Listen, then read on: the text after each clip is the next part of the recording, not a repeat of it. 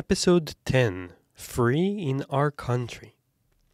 Readers of the Urban Studies Journal were recently informed of a new study published online offering an interesting perspective regarding Tel Aviv and its role in the Israeli political discourse. As more and more countries seem to be swept away by illiberal governments, major cities find themselves serving as a beacon of liberalism, sort of progressive enclaves within a sea of conservatism and reactionism. In the USA, sanctuary cities restricted their cooperation with federal immigration authorities to accommodate illegal migrants and refugees in their communities, the study goes, to name a prominent example of this phenomenon. Almost a decade ago, London stood in fierce contrast to the UK's vote on Brexit. More recently, Madrid and Barcelona were governed by coalitions originating in anti-austerity social movements that embraced the local level as a means to instigate large-scale social change, according to Israeli researchers Tal Alster, Ariel Nachmani, and Nofar Avni. Political turmoil in Turkey's Istanbul, a mega metropolis of over 20 million souls, climaxed with the arrest of the city's mayor, who opposed the nation's path to dictatorship, which instigated large-scale protests. This is all too familiar for politically aware Tel Avivians who have seen many major demonstrations in recent years. The Israeli government, controlled by right-wing coalitions for more than 2 decades now, holds a conservative agenda, and incumbent ministers are fiercely criticized in the past 2 years for what seems to many as an anti-democratic pushback. The new study finds that more than 80% of Tel Aviv residents believe the city should be doing more to advance a liberal agenda.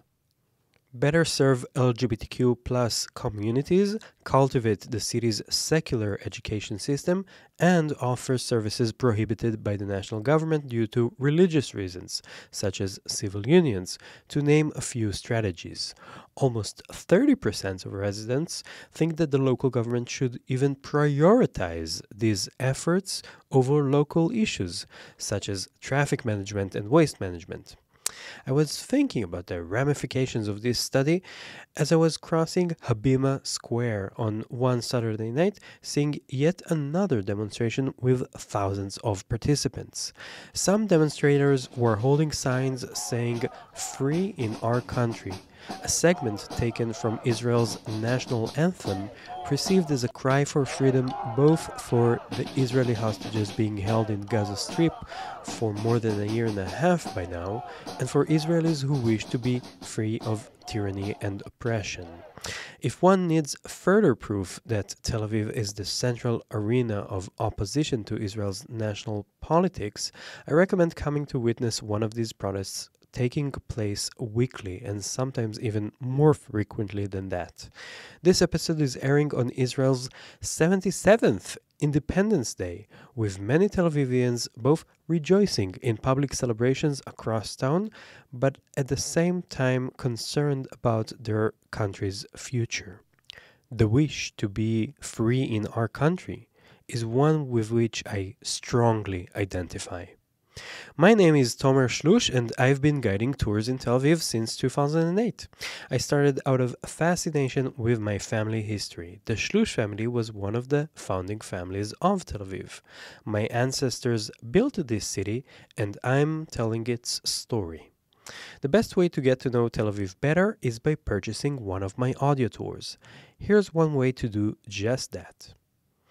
Gan HaChashmal neighborhood is one of Tel Aviv's hidden gems. A bit further away from the busier tourist attractions and the city center, its boutiques and galleries, cafes and restaurants offer a more authentic experience for those who really want to feel the Tel Aviv vibe.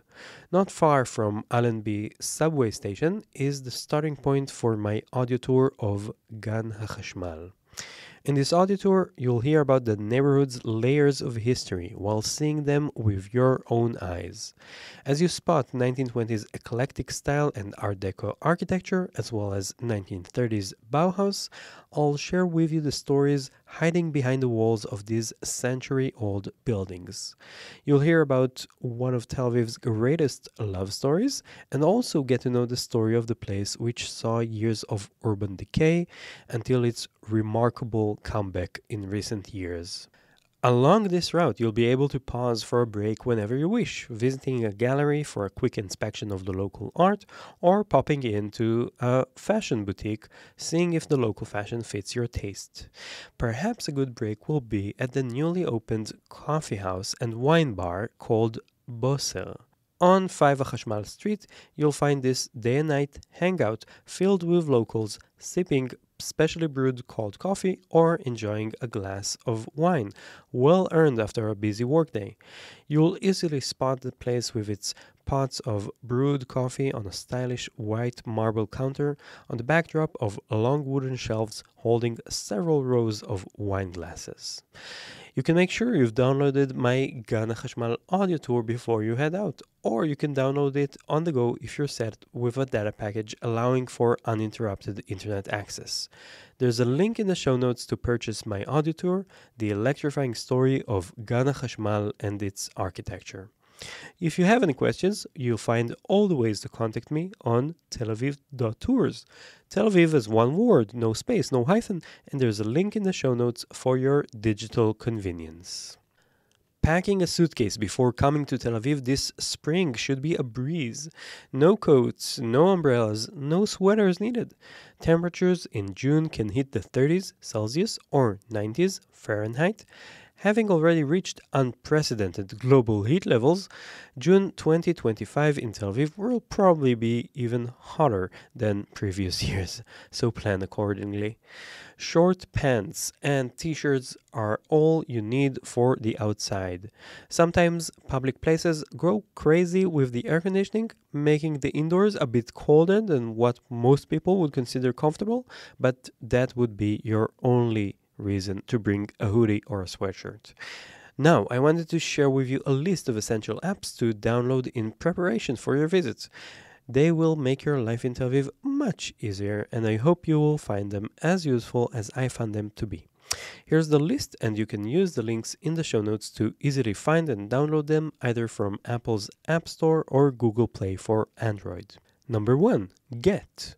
This Israeli-developed ride-hailing app connects you with licensed taxis throughout Tel Aviv and Israel. With no Uber or Lyft in Israel, this is your next best thing. I would download it even before taking off to Israel, but you can also get it upon arrival at the Ben Gurion Airport, codenamed TLV for Tel Aviv, of course. This is crucial because Gett Double T has a monopoly over taxi rides departing from the airport, so you either pre-order a ride through the app or use an electronic kiosk on the way out of the terminal. This is even more crucial if your plane is scheduled to land sometime between Friday afternoon and Saturday after sunset, since public transportation is almost entirely prohibited in Israel on Shabbat, the Jewish day of rest, plus several other days marked in the Jewish calendar as holidays, making a taxi ride your only way to get from the airport to Tel Aviv proper. Gett is also useful for getting around town once in Tel Aviv. But do be aware of the fact that taxi rides in Israel are not cheap, and tourists constantly complain, and rightfully so, on the poor quality of service. That's actually another advantage for using the app instead of hailing a taxi in the street. If anything went wrong in a ride you took, you can contact Gett's support system and they'll do their best to remedy the situation. Plus, some call Tel Aviv the smallest big city in the world, and it is quite on point. Its small scale makes the city extremely walkable. One more thing about Gett, you can download the app using the affiliate link in the show notes, and you'll get a bonus of 45 shekels to use according to their terms of service. Plus, they'll know you came from me, and I'll get the same credit as you. If you download the app any other way, you can still use coupon code GTZLVOI after opening the app to claim your bonus. GTZLVOI, all capitalized, and you'll get the bonus that I mentioned. App number 2, Moovit. Yet another Israeli developed app is your City Mapper alternative. It's not just a local version of Google Maps helping you to navigate from A to B, but also an easy to use payment method. When embarking on a bus, you can open the app, scan a QR code, and the app will process your card payment. Bus rides are highly affordable and you can switch between lines with no extra cost. Plus, there's a daily cap, meaning that after 3 or 4 rides, you won't be charged for additional rides. Sometimes it could take the same time to take the bus as it is to walk to where you want to go, but I would opt for a bus ride when it gets hot. And Tel Aviv does get hot, especially in June, July, and August, and especially between the hours of 12 p.m. and 4 p.m.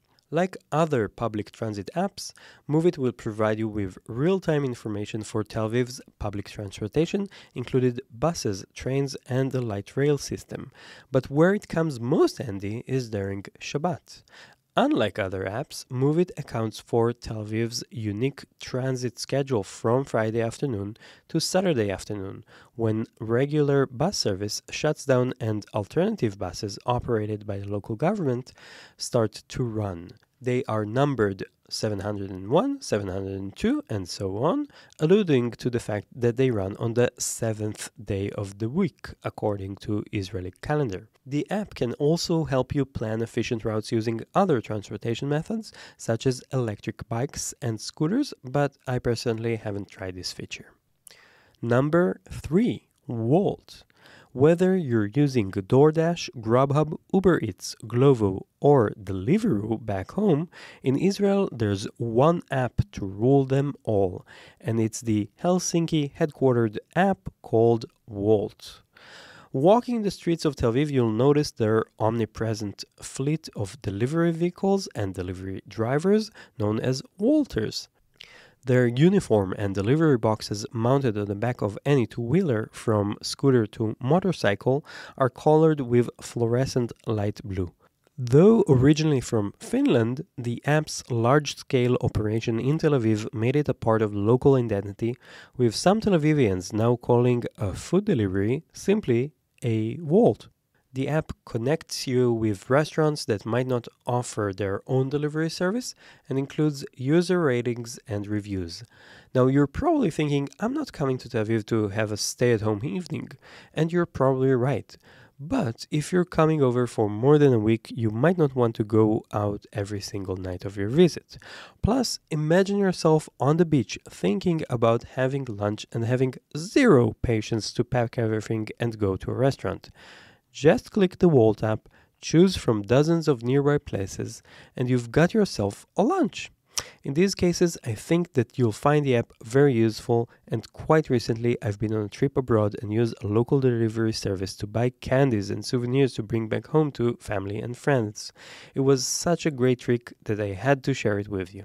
One more thing about Wolt, you can download the app using the affiliate link in the show notes and you'll get 30 shekels bonus to use in your next 2 orders. Plus, they'll know you came from me and I'll get the same credit as you. If you download the app any other way, you can still use coupon code O3G4 after opening the app to claim your bonus.